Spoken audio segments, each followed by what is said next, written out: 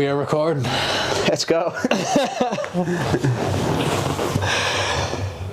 Take two. Here we go. Adam Darby fighting Jack Tucker on Cage Warriors 153, Saturday 29th of April on UFC Fight Pass in Dublin.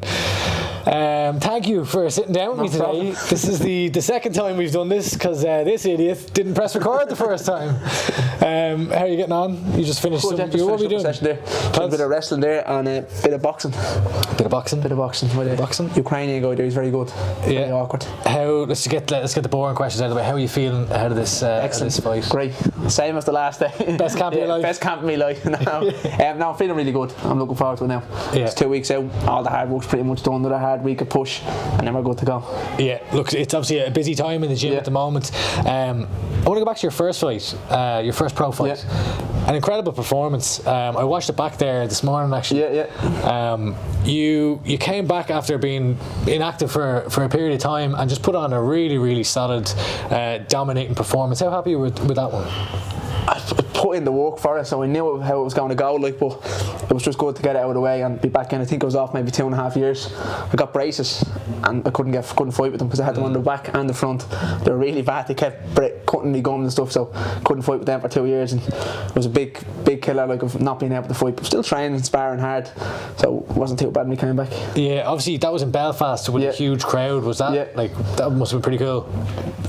What can I say? My first fight was in the Tree Arena for my first amateur fight against Leon Hill, in the Tree Arena. So now we're both on the same show, pro fights. Like, it's really interesting, but I'm looking forward to it. Yeah, it is. That's a real cool wrinkle that you and Leon fought as amateurs in the last time Cage Warriors. Cage Warriors 81, Yeah, Carl Moore defended his won the belt. Title. This fight, Jack Tucker, what you know about him? He's not bad, like, he's good. I'm not going to disrespect the man, like, you know, I've respect for any other steps in the cage, but I just think I'm better than him in all aspects: wrestling, boxing, striking, everything. I'm really putting the work in. I know everyone says that, but I'm in the gym 24/7. I feel like I'm living here. I'm walking out of the gym and then I'm back 6 hours later. I feel like I'm just in and out of the gym all day. I'm hardly even in my house at this point. Team Rhino, like, I'm looking at the small cage. It's like you're fighting in a phone box at times. Do you need that kind of that war almost in the gym to make you better? Yeah, no, like, you know, you don't want to take on too much damage, but at the same time, you need that hard work. I train here. I obviously do most of my work here, but I do a lot of pads with Collie down in Dublin Combat Academy, and that's where I kind of get my pad work in. Then I get all my jiu-jitsu and hard work in here. Do a lot of work with Neil Siri as well. Really feel the games coming on, working with Neil. How is working with Neil? As you can guess, like, you know, he's tough, he's funny. If you don't put the work in, don't bother showing up, sort of thing. Yeah. Have you had any hairdryer moments with him? No, thankfully not. No. There's no corners cutting Rhino. There's no special treatment. No, it doesn't matter who you are. It sounds like you get a kick up the arse if you're not putting in the work. Big time. Who's the one who will give the kick up the arse usually? Generally, Red's pretty ruthless online. Red's are a nail, like, you know, if you're putting up shit and you're not showing up, you'll see it online, like, but Andy will give you a kick up the hole, like, if you're not showing up, you miss a session, he'll be on to you, where are you, what's your excuse, like, and generally, like, all the lads, like, say James missed a session, I'll be on to him, I miss a session, he'll be on to me, sort of thing, you know, we work off each other. We have a small little group now of welterweights. There's about 5 or 6 of us, and we all kind of train together in a kind of little clique, which is really good. Yeah, accountability, it sounds like, basically. Yeah, basically, yeah. Have you gotten any of those phone calls from Andy? No, I like to train. I got a kick up the arse there a couple of months ago now. I thought I was a superstar for a while, but back in the straight and narrow now. Okay, fair enough. Look, you're coming off a loss. Yeah. Obviously against Mushaslani the last time out. It was a quick fight, a quick knockout. Finish, there was a bit of controversy over the finish. I know at the time, you know, in the cage, obviously it's probably a bad time to be reflecting on things because you're in the moment. But you weren't happy with the stoppage. Are you still unhappy with the stoppage, or 50-50? You know, you watch it back and I say, you know what, the ref's there to protect you, but I'm a professional fighter. I want to get put out. I want to get finished. Like, you know, I was fully cognitive. I was able to speak to the referee and tell him that's a terrible stoppage, you made a bad call, like, and it was a bit of a kick in the teeth. He said, oh, sorry, it's too late, it's done, like, sort of thing. And I'm saying, you know, but, you know, he's there to help you, and he obviously seen me eyes roll, he said, so we have to just go with that. It's done. I'm not going to look back on it and linger, and I'm going to be back in the win column now in the next 2 weeks. Yeah, obviously the amateur debut, the amateur debut was in the Tree Arena. Professional debut was in a packed out Belfast crowd. Arena, but then you go to the Cage Warriors Unplugged show and there's essentially empty. Looks like the IMAF. Pretty empty, yeah. What was that like? I don't really think it makes a difference for me, to be honest, if there's a crowd there or not. I know a lot of people it does, but it's me and him, that's it. Like, we're locked in a cage and one of us is going to get knocked out, you know.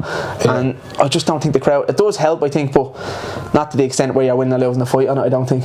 You were kind of jawing at each other from across the cage, mouthing at each other, and even, you know, I know it only lasted 20 seconds, but there was a lot of kind of communication in the cage there. What was going on there? You know, it's a fight, you kind of just get caught with it. I find in all my fights when I might be hitting the guy and I'm talking to him and he might be talking me back, and it's not like it's outside the chipper on a Saturday night, you know. It's one-on-one, you can hear each other, you can hear every strike sort of thing. So I don't know, I always talk to them, you know, after the fight's done, it's hand shook and forget about it, like, but in there I want to kill him, like, you know. You've had a few fights outside chippers, have you? No, not me, no. I'm a good lad. A good R10. What was it you were saying last night? R10 Coolock, depends who asks. If it's the insurance company, it's R10, but anyone else is Coolock. The first pro fight was at 160 or 160 pounds catch weight, then welterweight, and this one's welterweight again. Is welterweight? Welterweight is where we're at now. I'm just putting on a bit of size. I work with a guy called Ian Smith in Dubai. Ian Smith Performance, really good, and we've put on a good bit of size now for this one, and I'm going to keep putting on the size now for the next one. Kind of doing the same as like Reece McKee done, you know. He couldn't really make the lightweight without killing himself, and he's kind of filled out now, and he's big welterweight, like him, the champion. I was saying to you before, like the size of you, like you're so tall. And I'm looking at you here. We both got our Jordans on. I was like, so you've never played basketball, no? No, I probably should have, though, shouldn't I? That's cool. My brother, he's 6'7", and I have sisters who are the same size as me, so that's my mum and dad's fault for not putting us into basketball. I ended up a basketball player, and you were all the height. But you're huge. Like, you're huge for the weight class. How do you feel you use that to your advantage when you're in there? Keeping the distance, getting that jab going, using all. I don't want to give away too much, you know, saying my game plan here, but just keeping the distance and going to work in this when we're in close, using the strikes well as well. You were saying to me just before we started recording that you got mugged recently. Well, attempted mugging. I wasn't successfully mugged. That's good. I was actually out. It must have been about a year and a half ago now. I only got the memories there on my phone about a year ago, and I was out in St. Anne's Park. I was running. Summer times, about 9 o'clock. Started to get a bit dark, and out of nowhere it got dark. So I don't know if you've ever been in St. Anne's Park, but it got dark. So geez, I better get out of here. So we put my flashlight on because it got really dark really quick. Kind of jogging around, I had my flashlight on, coming to the edge of the park, like, and I turned the corner and I hit into someone. So I was like, oh, you know, sorry about that. Next while I looked down, the guy's got a knife to my neck. I was like, shit. So I grabbed the knife straight away. I just reacted, like, you know, instinctively, but I missed his hand. So I half grabbed his hand and I half grabbed the knife. So it's slicing my hand, but at the same time it's stopping my neck getting cut. He's going like that and I'm kind of pulling it back sort of thing, and we're arguing. He says, give me your phone. I handed me phone, kind of get my face cut for a phone, like, gave me phone, give me your AirPods, gave him the AirPods. I thought that'd be that, and I'm just going to let him go, and he wanted my wallet. I said, look, I haven't got a wallet. I'm dressed all a running gear, like, you know, with a running top of stuff on. He was getting very edgy then. It could have been his first or second time maybe doing it. He was very edgy.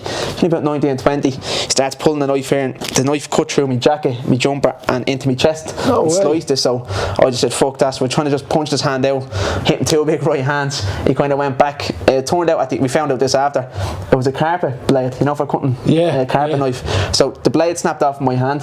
So now I have about that much blade, and he has the knife and then a blade about that. Is the blade in your hand? The blade's in my hand, not in it, but I have it grabbed, like, it sliced my hand open, like, but he's now has about that much of a blade and a carpet knife, so it's actually more dangerous because if he sticks it in me, I'm fucked. So I hit him again anyways. I think I hit him an elbow and he kind of went back a bit.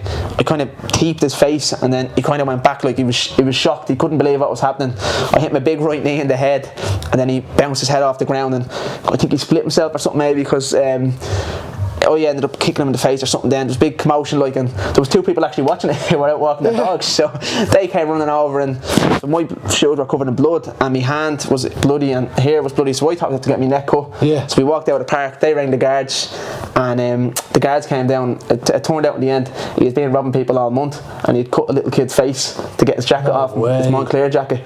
They never caught him in the end, but they had a brand new pair of Asics on and got there covered in blood, the guy's blood. They took them for evidence. seconds, so I never got the back. That's the brand new pair of €260 ASICs. So where the ASICs are now property of the Garda property of Garda Síochána. There's a few guards here. I must ask one of them, can you get them back? I was, when I asked that question, I was thinking, maybe it was a 2-second incident. No, I didn't realise it was probably only about 15 seconds, but I was fine at the time. That's straight out of a movie. It was fine at the time. I didn't really feel that, and then the guards came. I gave a statement and stuff. The helicopter came out. They brought the dog unit and all out, and they didn't catch him anyways. But where am I going with this? Don't rob an MMA fighter. Don't rob an MMA fighter. But it wasn't until you get home and you kind of sit down on the bed, and I was like, fuck. Oh, I'd say someone just tried to cut my neck, and then it kind of hit me, and I got a bit of adrenaline kind of dump, and then it's alright the next day, but at the time I was grand. Yeah, but I mean, there's a big difference between fighting in a cage where unarmed combat versus someone in a dark park with a knife. Better me than someone else. If I had left the house 20 seconds later that night, that young couple was getting robbed, instead of me. So I probably wouldn't have fared well for them, but fuck it. If this guy says it, he is. Fuck him. Well, fair play to you. Anyway, for you're somewhat of a superhero, the Batman of our team. Cool like our team. But cool like our team, sorry. Big night for Team Rhino. Yeah. Coming up. Do you feel like this is kind of like a coming out party?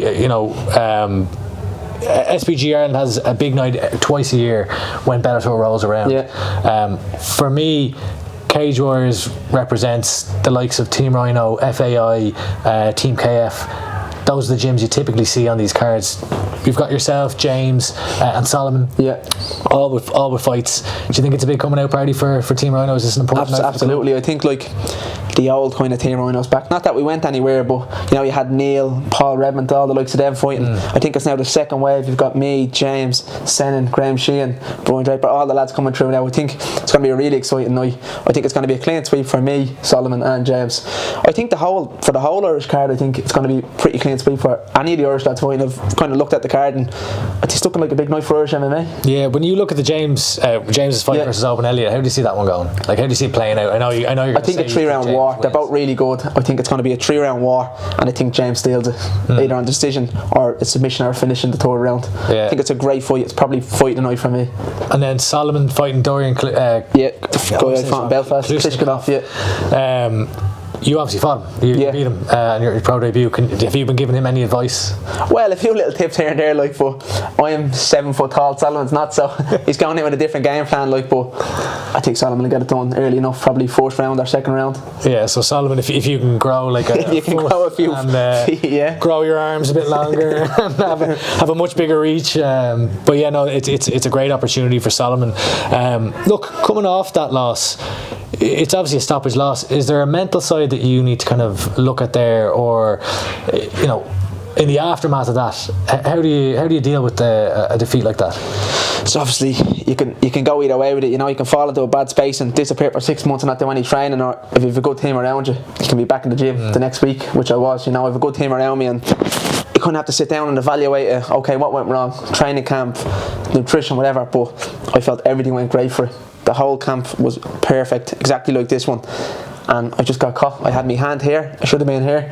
An inch mistake, that's the game we play. It's a game of chess. Yeah. And I got caught. I will not allow it to happen again. That's all I'd say on it. Considering the dominating nature of your pro debut, where you were teeing off for a long time there, to then take a loss like that, was that a shock to you?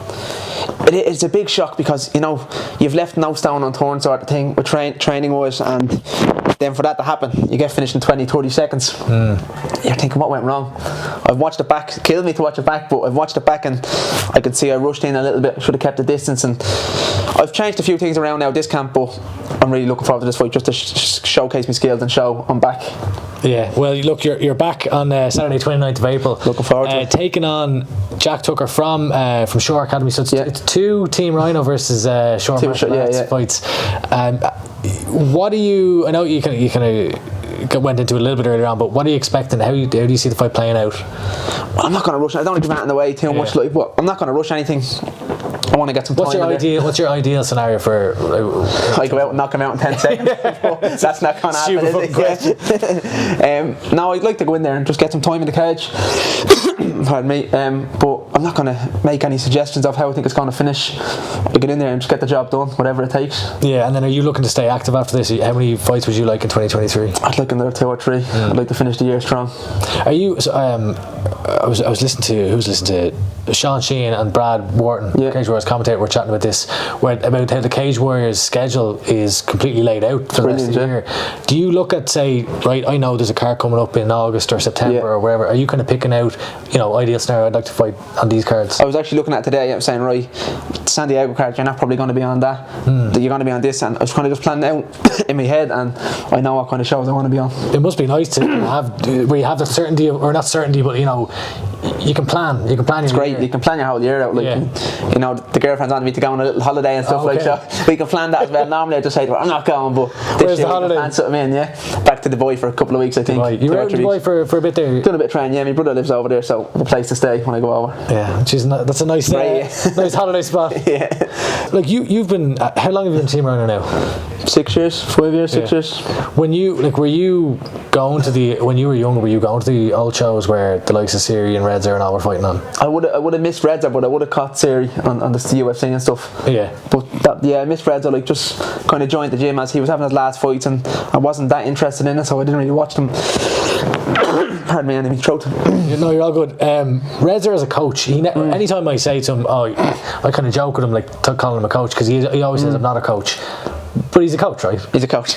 Yeah, he is a coach. And he forgets that sometimes. Is he a good coach? He's a very good coach, yeah.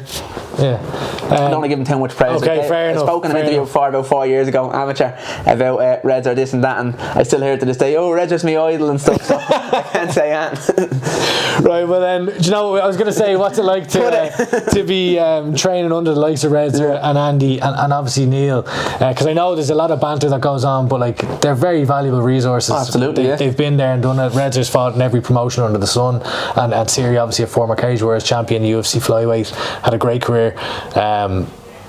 That's there's got to be benefits to that too. Absolutely. In the past couple of weeks in the gym, really this camp, Neil's been there, Redzer's been there, Andy's been there, everyone's there for every training session, coaching, little things. They see little things you don't from the side of the mat, and it's really been beneficial. Great. Well, look, I'm really looking forward to seeing you back in there. Fighting Jack Tucker, Cage Warriors 153, Saturday 29th of April. You can catch it on UFC Fight Pass. You can get your tickets on Ticketmaster.ie. Adam, the plank Darby. The one thing we didn't address, how did you get the plank nickname, or when did you get the plank nickname? Look at me. My legs are about 6 foot long, and I'm skinny as anything, so it just kind of came about.